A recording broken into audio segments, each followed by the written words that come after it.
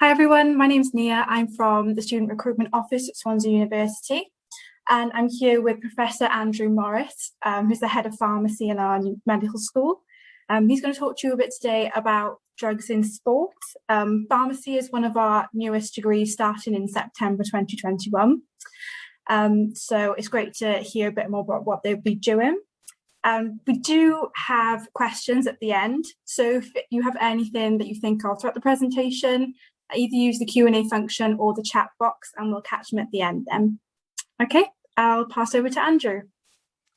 Great, thank you very much, Nia, and welcome everybody. Thank you for joining us this evening for this webinar on drugs in sport.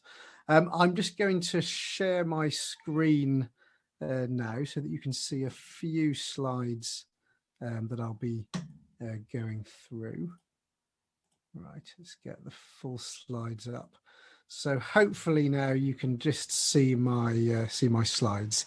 So as Nia said, so my name's Andrew Morris, and so I've got an interest in analytical chemistry, but I've got a bigger interest in sport as well. So that's why I thought I would talk this evening about drugs in sport as part of this webinar series on current news. And I think it is particularly current because only, I think, 3 days ago, Christian Coleman, who's the men's 100 meters world champion, it was announced that his doping ban, although it was going to be reduced slightly, it won't be reduced enough in time for him to take part in the Tokyo Olympics. So something very much in the news at the moment. So what I intend to do, so I'm going to give you a bit of a background of sort of doping in sport generally. Then we're going to look at what drugs are actually banned in competition. And then we're going to finish up just by looking at a little bit of the sort of the chemistry of the analysis of illegal drugs in test samples, basically. So that's pretty much what we're going to go through. As Nia said, if you do have any questions, feel free to type them into the Q&A function, or maybe the chat bar as well. It'll probably be that I'll try and take questions at the end of the session, but if anything does pop up that I spot as I'm talking, I may try and answer that as we go along. So, okay, so to start off, just a little bit of history about the use of, I'm talking about illegal drugs in sport. Of course, it's perfectly fine for certain drugs to be used by athletes. So many anti-inflammatory drugs are used to treat sort of sprains and aches and things like that. But I'm talking about specifically performance enhancing drugs in this particular one. So, and really that the history of performance enhancing drugs in sport goes back a very, very long way. You can trace doping right the way back to the ancient Greeks and ancient Romans, where there's evidence of stimulant plants being fed to horses being used in chariot races. There's evidence of gladiators being given performance enhancing drugs as well. So it's not a new thing, but very much sort of doping in I guess modern sport probably traces its roots back to the 1960s. And cycling is probably the sport where I guess the general public really became I guess aware of performance enhancing substances being used. And if we go back to the Tour de France in 1967, there was a British cyclist by the name of Tom Simpson. He was a very well-known athlete in the UK at the time. I believe he was one of the BBC's sports personalities of the year in the 1960s. So a very well-known household name in cycling. And it was in the 1967 Tour de France that during the race, it was a very, very hot day. And so Tom Simpson was cycling. He was having problems.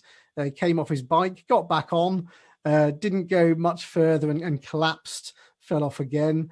And he died in hospital as part during that race. And initially, it was just thought that he died as a result of the heat on that particular day, but ultimately it was discovered that he had amphetamines in his possession. And it was realized that he'd been using amphetamines, and that, coupled with the hot day, had led to dehydration, his heart racing, and ultimately he collapsed and died. And I think it's accepted now that he certainly wasn't the only person who was doping in 1960s cycling, but he was certainly the first person that the public became very much aware of. And in the Olympics the following year, that was the first time that drug testing was actually used in modern sport. And things sort of ticked along pretty much, and people were still very much doping. The testers tried to keep ahead, but it was something which I think very much sort of fell out of the news until that is the 1988 Olympic Games in Seoul, where there was probably the biggest scandal at that point in athletics. And I'm just going to play you a short video clip now, just to give you a feel as to the impact that doping had in that particular point. So if you just bear with me a moment as I share a slightly different screen. So I'm just going to open up a YouTube window. It's just a sort of a short, I think, sort of 1 or 2 minute video clip, which I will play for you now. It was such a big race. I mean, that was the Olympics. I mean, that year it was all about Ben Johnson versus Carl Lewis.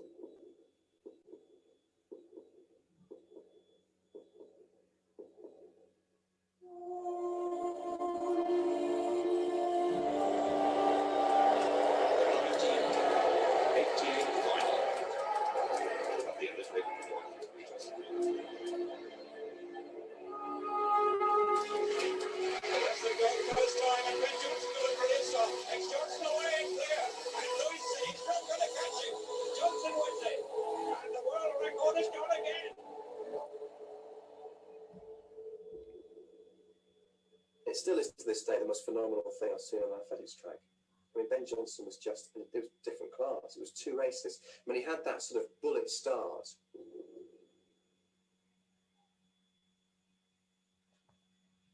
And his speed was phenomenal. I mean, everybody was just like... I didn't think for one moment I was going to lose that 100-meter final until we crossed that line.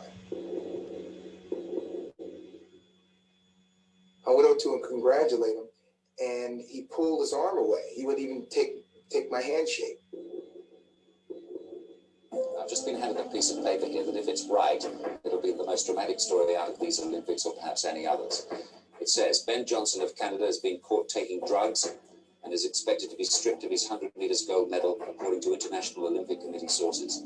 The urine sample of Ben Johnson was found to contain the metabolites of a banned substance, namely stanozolol. It's an anabolic steroid. The IOC Medical Commission... It's confirmed Ben Johnson has taken steroids. He's stripped of his gold medal, he's out of the games, out of career, home in shame. Right, I won't play the rest of that, but hopefully that gives you a little bit of a feel as to how big a news story that was. I don't think there have been any drug scandals as big as that. Obviously, there was the Lance Armstrong sort of doping cases sort of this century, but I think the fact that was spread over a longer period of time meant that I think sort of that 1988 Olympic Games final was probably the biggest doping story. So that's what we're going to be thinking about now. We're going to be thinking a bit about sort of banned substances and testing and how we go about doing that. Before I sort of pop my slides back up, I just want you to do a little bit of thinking yourselves, because I've got sort of 3 things here with me, and I want you to have a bit of a think about as to whether you think these are banned substances or whether they're not banned substances. You don't have to type it into the chat or anything like that, although you can if you want. So what I've got here, so the first one of these I'm holding up, some of you might recognize what this is. So it's an inhaler. It's a Ventolin brand inhaler. It contains the drug salbutamol, which is used in the treatment of asthma. So do we think this is a banned substance or not?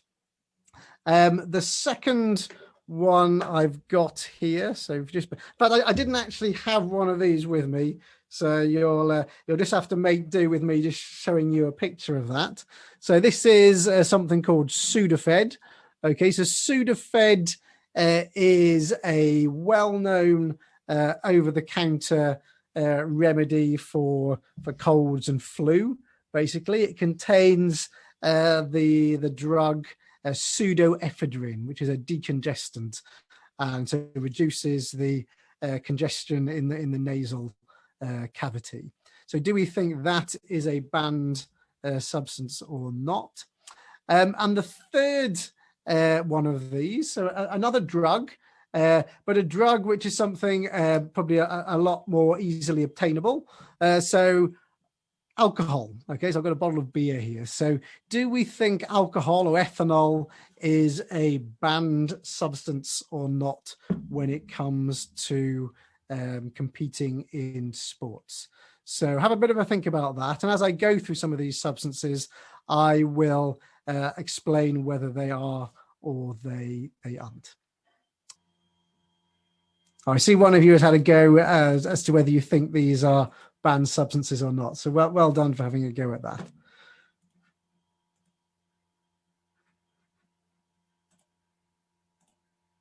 Right. Okay, we're back again. Sorry about that.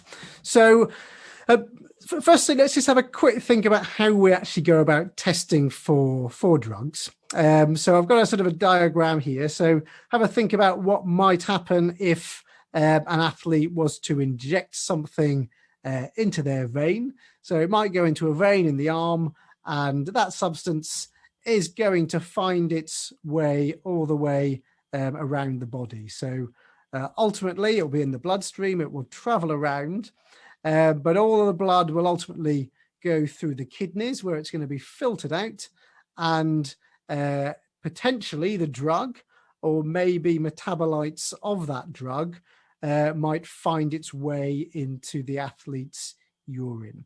So that's why urine sampling is one of the commonest approaches which is taken in looking for detecting banned substances. So it's easy to collect, it can be taken away, and it's relatively straightforward to analyze. Another approach which can be used is a blood sampling as well, of course. So, because not all banned substances are excreted in the urine. So blood sampling is just another approach which can be taken to perhaps even to back up urine sampling as well. So those are the two most common techniques which are used by testers. But hair sampling is increasingly becoming a possibility as well. The interesting thing about hair sampling is that because it takes quite a long time for your hair to actually grow, then it can give a tester a picture of what's happening over a longer period of time. Whereas sort of urine sampling and blood sampling tend to be more of a snapshot of what's actually in the athlete's body at that particular time.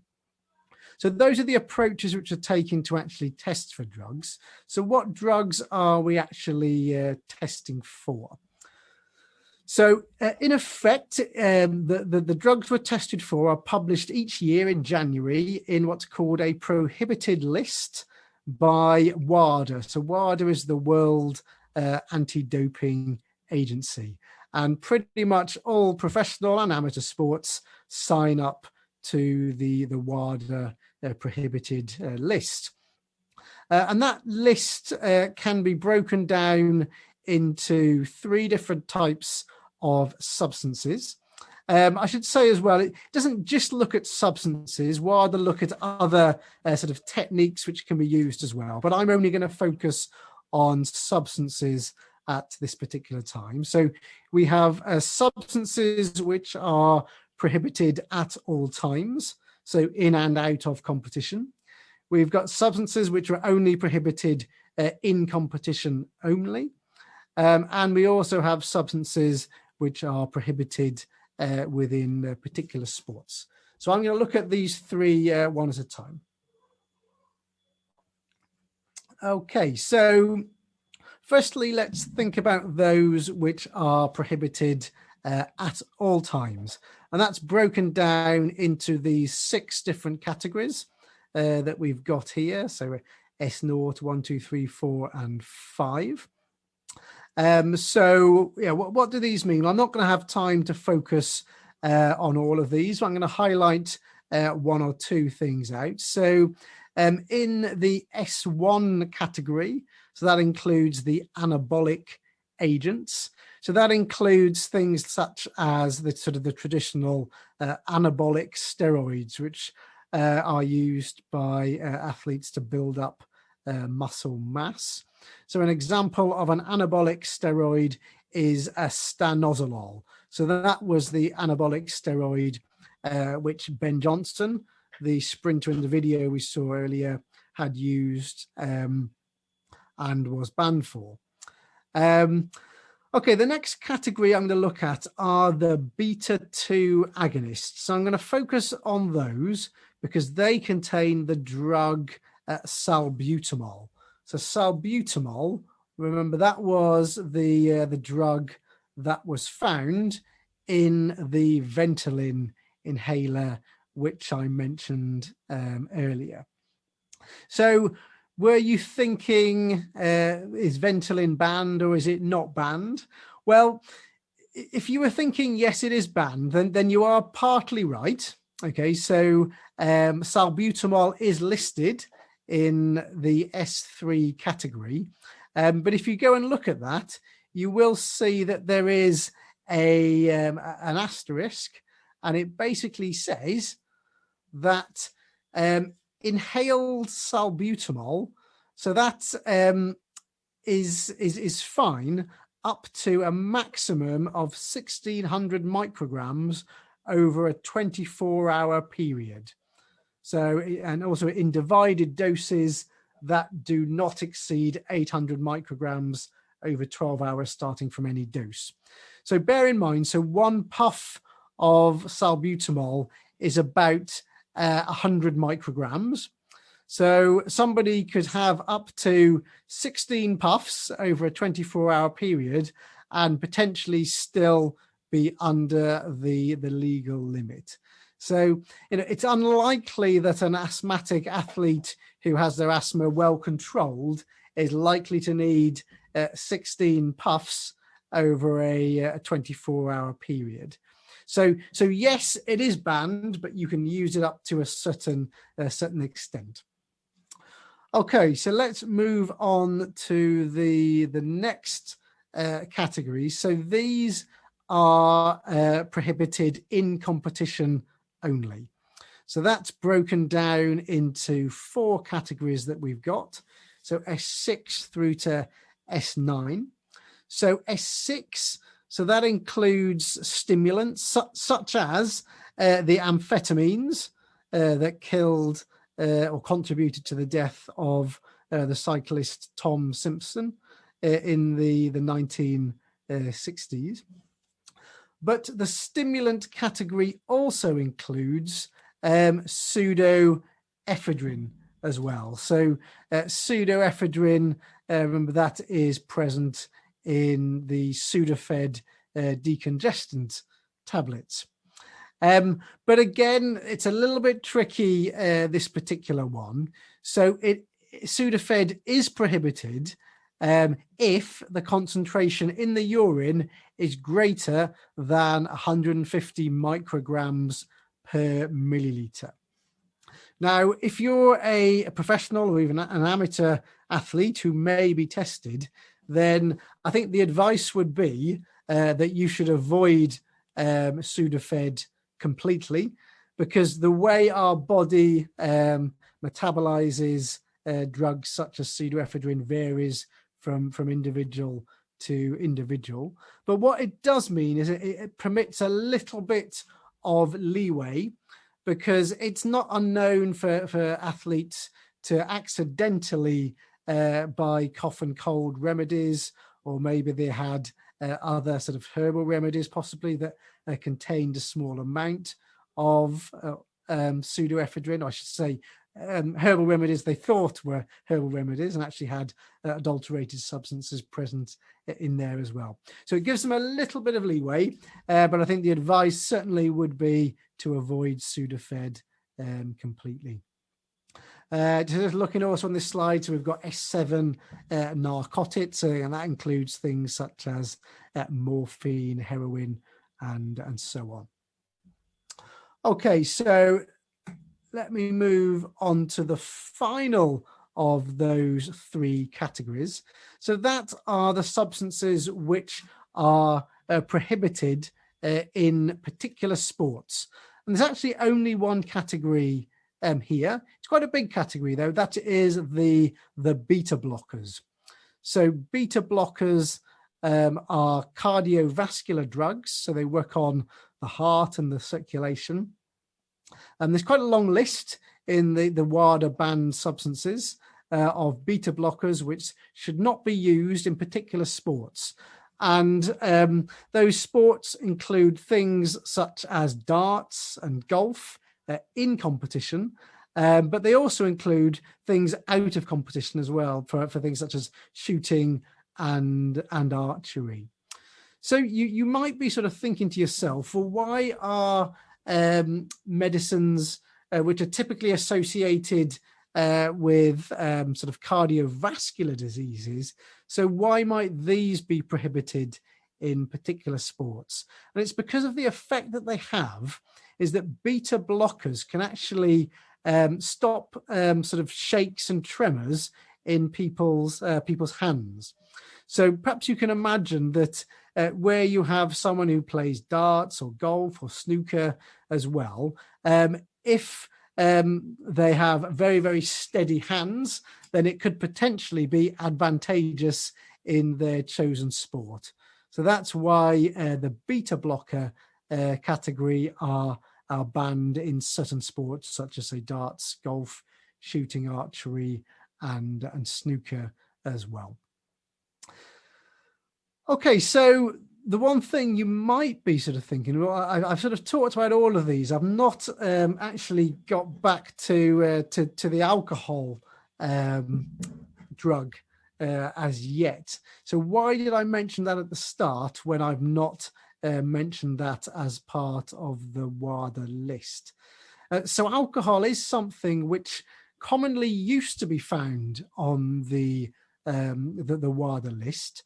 And that was primarily related to sports which were potentially dangerous. So it included things such as motor racing, motorcycling, things such as parachute jumping, things which are potentially dangerous if someone is under the influence of alcohol.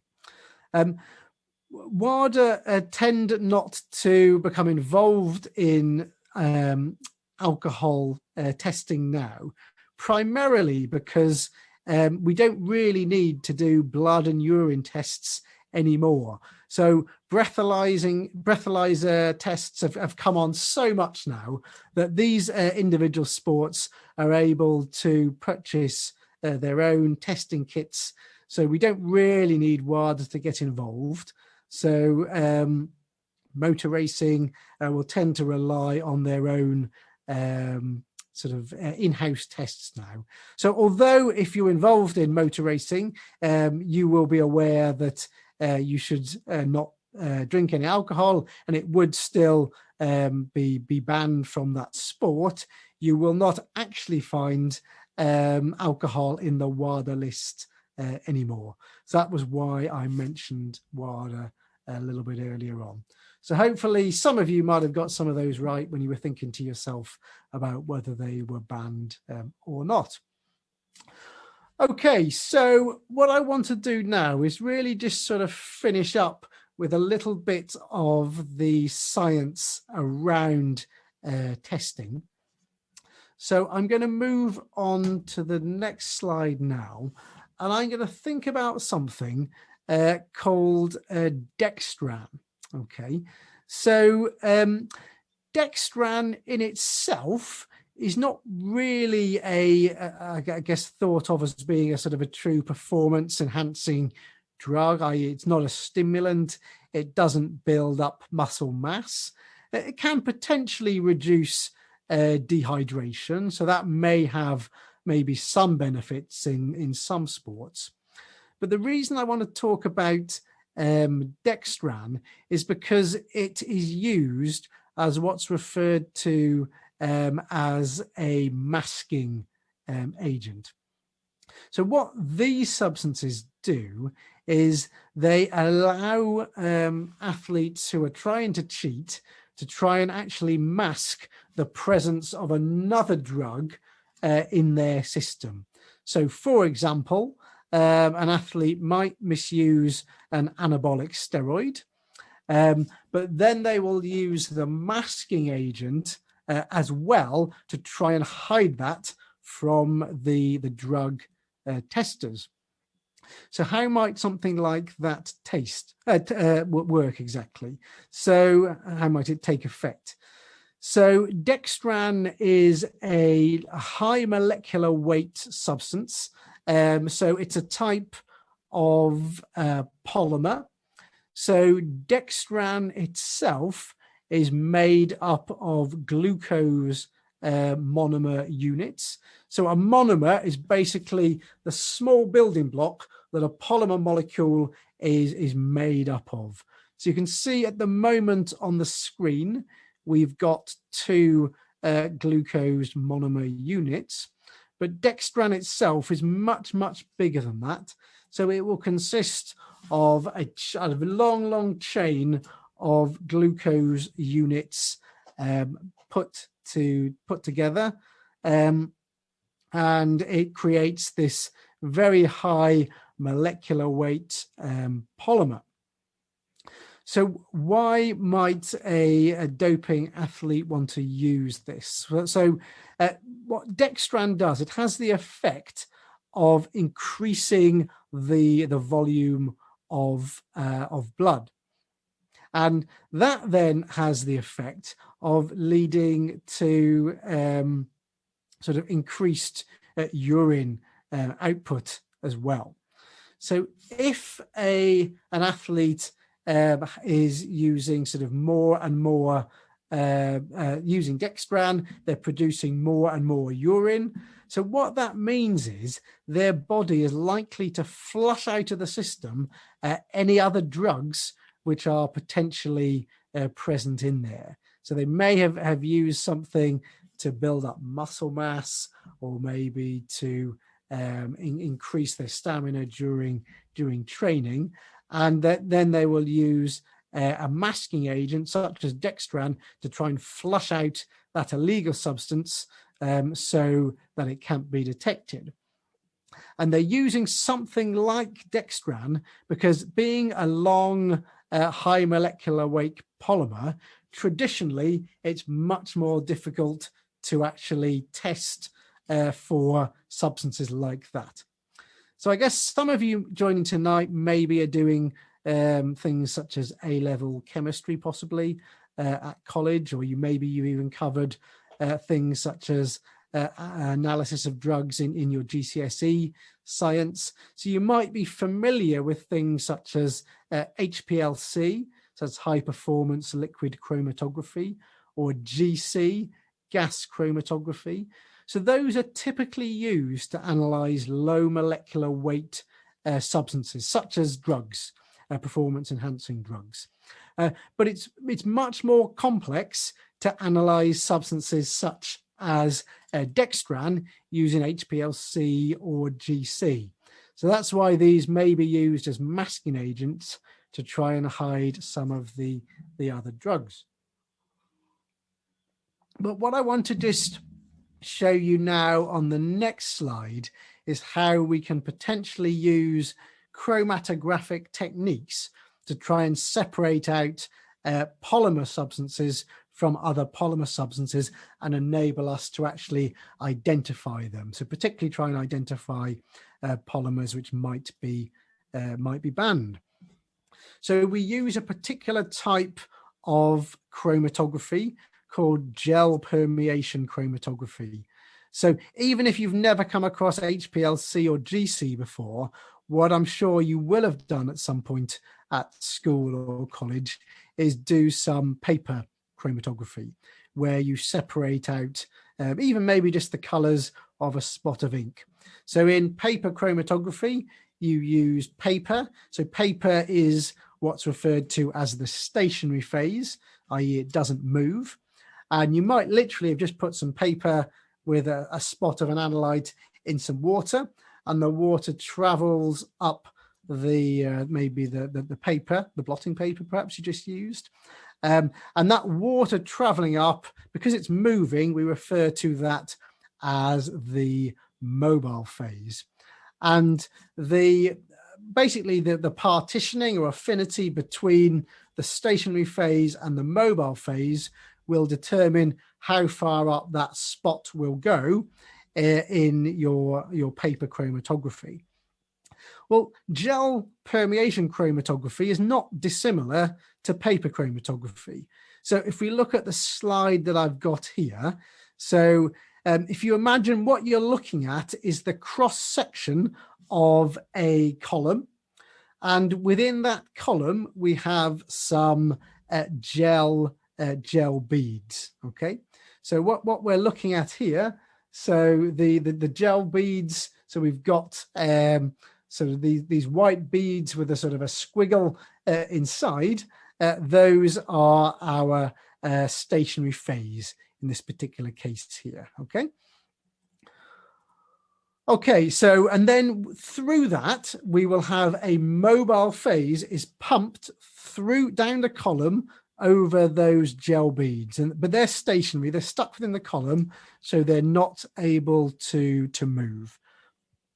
And then within that we would inject the sample that we are interested in. So for example, you might have a urine or a blood sample.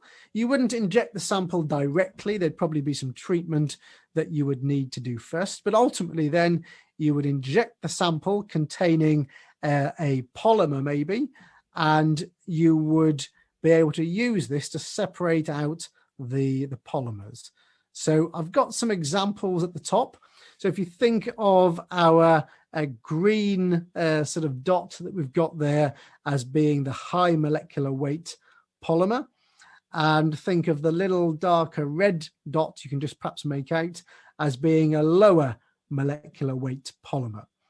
So if you know the molecular weight roughly of a polymer such as dextran, that gives you a bit of an idea as to what analytes you're looking at. Now it is a little bit more complicated than that, as you can imagine, but this will show you sort of how you can separate out polymers according to molecular weight.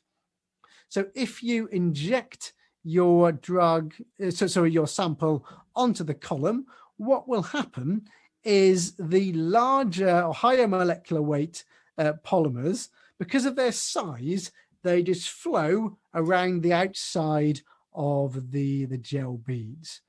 But the low molecular weight polymers, because they're much smaller, they're actually able to enter those gel beads, and they get sort of held up by that gel matrix that we've got there. And it means that they stay on the column for much longer, whereas a higher molecular weight polymer will pass through the column much more rapidly than the low molecular weight substances that we've got there. So as long as you have some information about the molecular weight of the banned substance that you're looking at, so dextran in this case, hopefully you can see you've got the startings of a technique that you could potentially use now to detect things which are more challenging to find using the traditional techniques.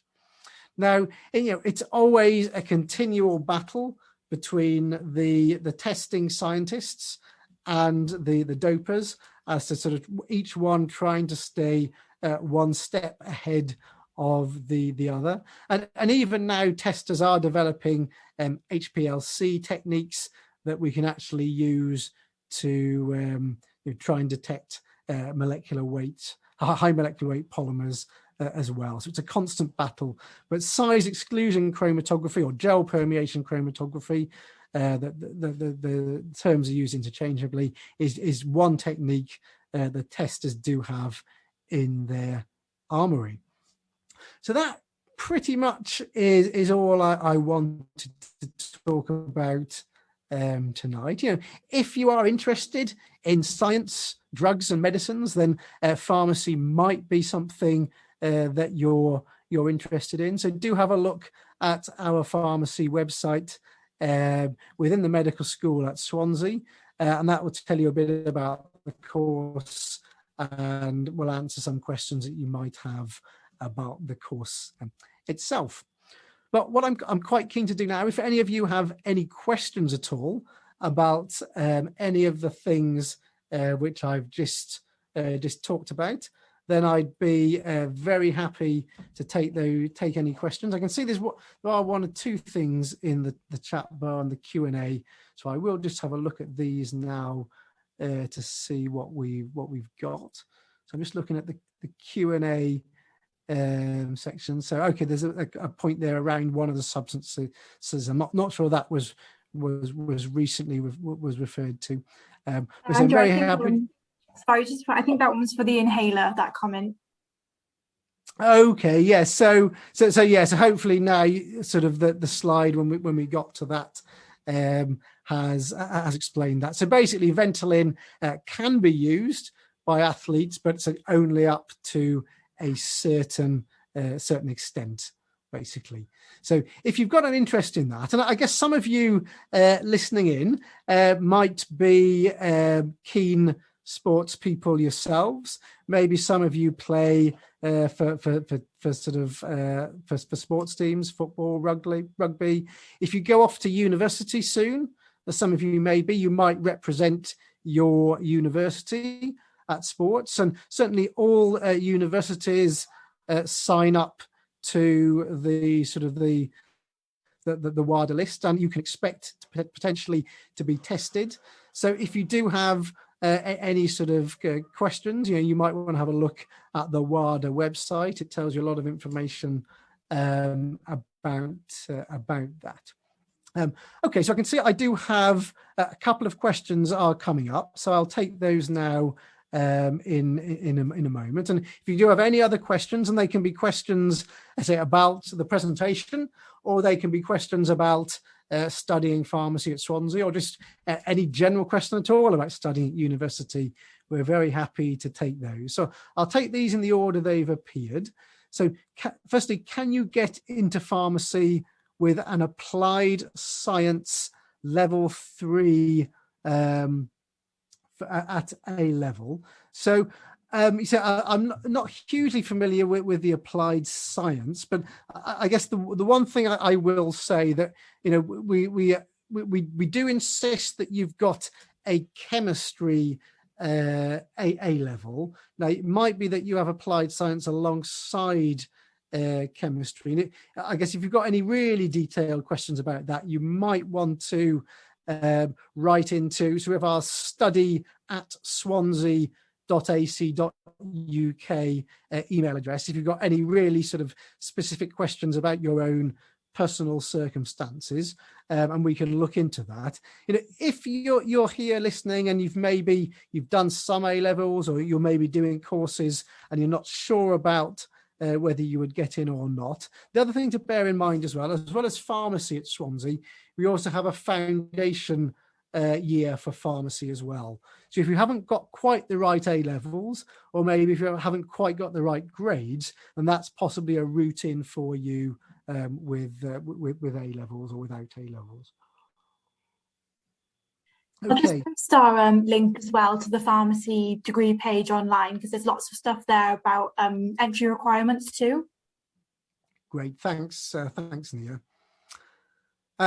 Okay, so looking to a interesting question here. So what is my opinion on drugs used by athletes in long endurance events and the ethics of that? So I suppose it depends.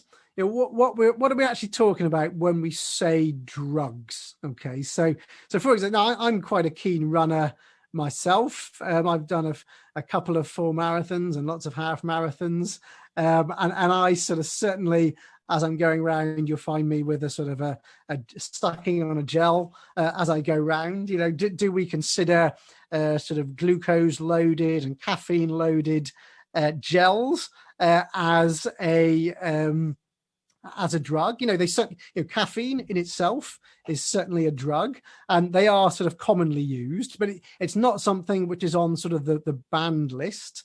And it's something which lots of athletes will use sort of glucose and caffeine to help with sort of those long runs. As long as something I feel it's which perhaps you're doing sort of, you're not overusing, you're maybe only using them perhaps once a week on your long run, then it's sort of something which I think is probably sort of safe to use. But what we wouldn't want to see certainly are sort of athletes using, well, certainly anything on the banned list, or even sort of just sort of, other, maybe taking a Sudafed tablet, for example. It's certainly going to put added stress on someone's heart, even if they're doing it at sort of an amateur level. So not something that I would sort of recommend, certainly. So, but yeah, it's an interesting question, and there certainly are sort of ethics around that, and people will have different opinions as to what is acceptable. But really, I would always sort of say at an amateur level, you don't want to be doing anything which pushes your body really beyond what it should be capable of. They're going down to what are our entry requirements. So I think that the chat bar is now got a list to the pharmacy page which lists the entry requirements. So a good question. So some of you might be considering medicine, and if you're applying for medicine, you are allowed, I believe, to choose 4 medical courses, but you are allowed to put a 5th option as a non-medical course. And it's feasible that you may wish to put down something like pharmacy as a sort of a 5th choice. Some universities don't look favourably on that. I would be quite happy to consider those of you who've put pharmacy down as a 5th choice at Swansea, because I know some of you are still really quite torn as to what subjects that you want to do at the moment. And if you do put pharmacy down as a 5th option for medicine, then certainly at Swansea, then I don't expect there to be a separate personal statement. We know that you're possibly undecided between medicine and pharmacy, so that would be fine. But other universities may have a different opinion, so I think you would need to bear that in mind depending on where you are applying to. Do I recommend any work experience or ways to get work experience in order to try and undertake a career in pharmacy? Okay, so do I recommend it? Well, if you can, I think it would be a good idea to try and get some work experience. And I'm saying that not because I expect you to have it in order to study pharmacy. I'm saying it really so that you have a better understanding of what it's like to work as a pharmacist, because there's nothing worse as sort of going to university thinking you did wanted to do one thing, and then you get halfway through your degree and actually realize that you wish you'd done something else. So the best way of making sure that you want to do pharmacy is to actually try and get some work experience first. But I know it is really difficult to do that at the best of times, and it's even more difficult to do that at the moment during sort of these sort of pandemic times when many pharmacies will have sort of social distancing. procedures in place. So what I would suggest is that maybe you talk to some pharmacists if you can. Maybe there's a pharmacy in your nearby town or village and talk to them, see if there is an option possibly. But at the very least, otherwise, there's quite a lot of sort of careers videos online that you might want to have a look at.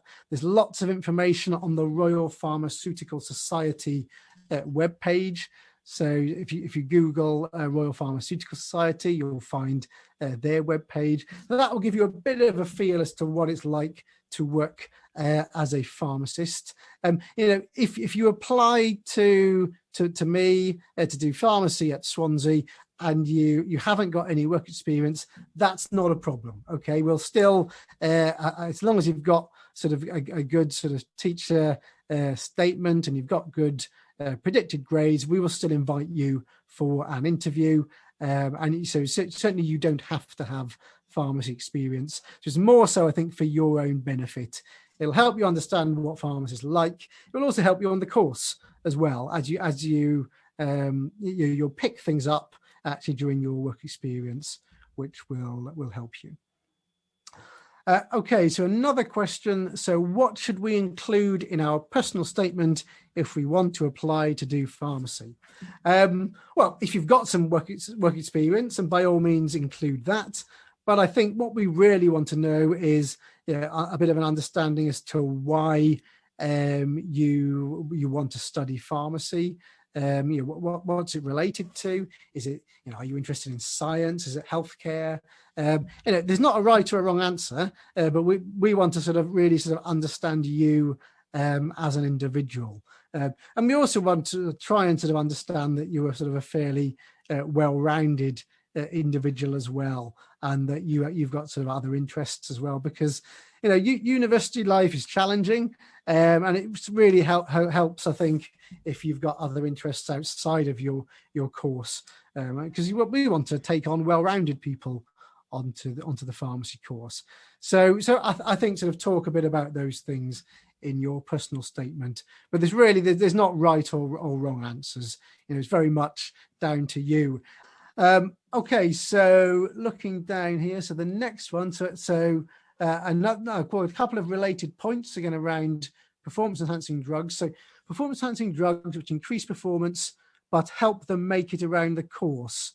So okay, so you're thinking again, it goes down to very much whether something is banned or not, and it's quite a lot more complex than whether something is just banned or not, because I would love if I had more time to have talked in detail about sort of TUEs or sort of therapeutic use exemptions, and that then does become a sort of quite a grey area, and it opens up a whole new host of sort of different possibilities and different ethics, and so I can see. So Finian, if you've got real interest in that, sounds like you have.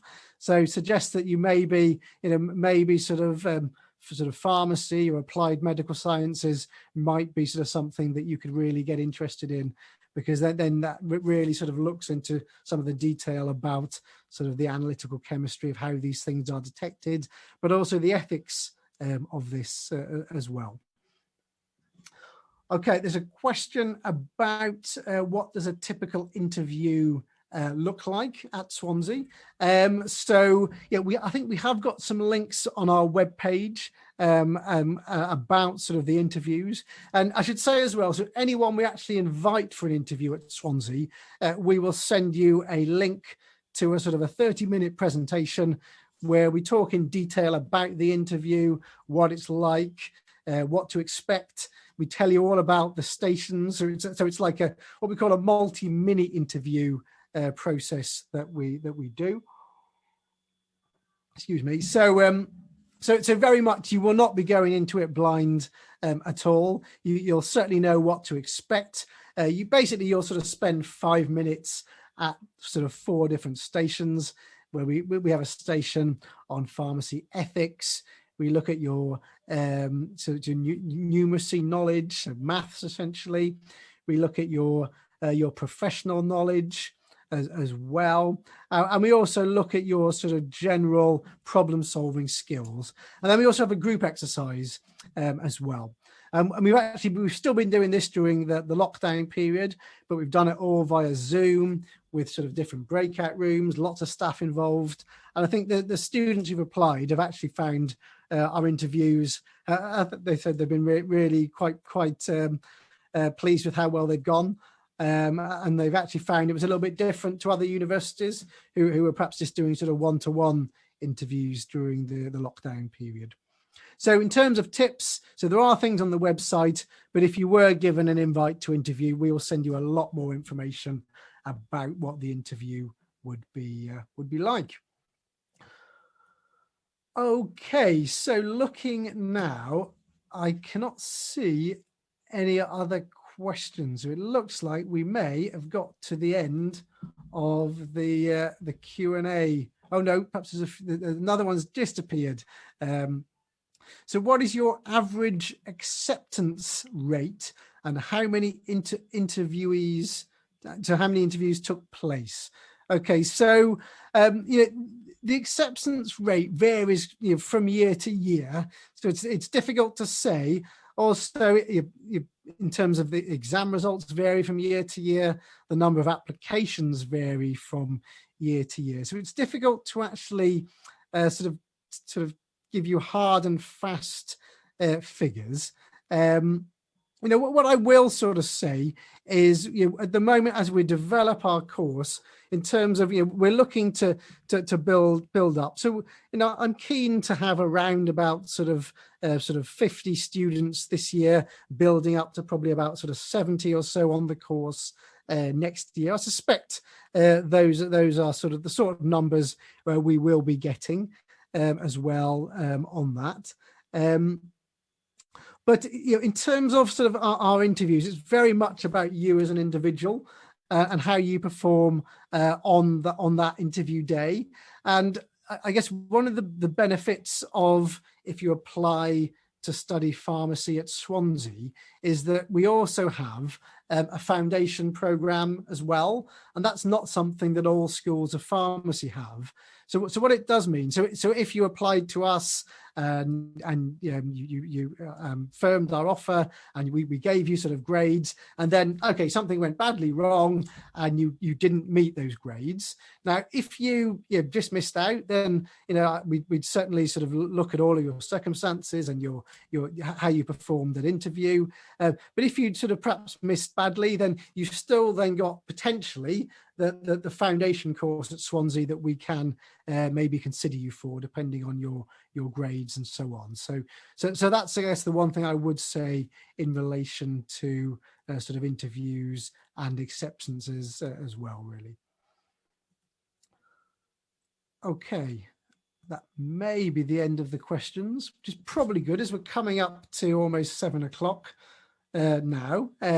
So just, I guess, finally, before I hand back to Nia, we really appreciate your attention tonight, and really pleased to get lots of questions, both about the presentation and about the pharmacy course at Swansea. If you have any other questions at all, to have a look at our website, come along to one of our open days or virtual open days. We've got lots of video content on the website that you can have a look at.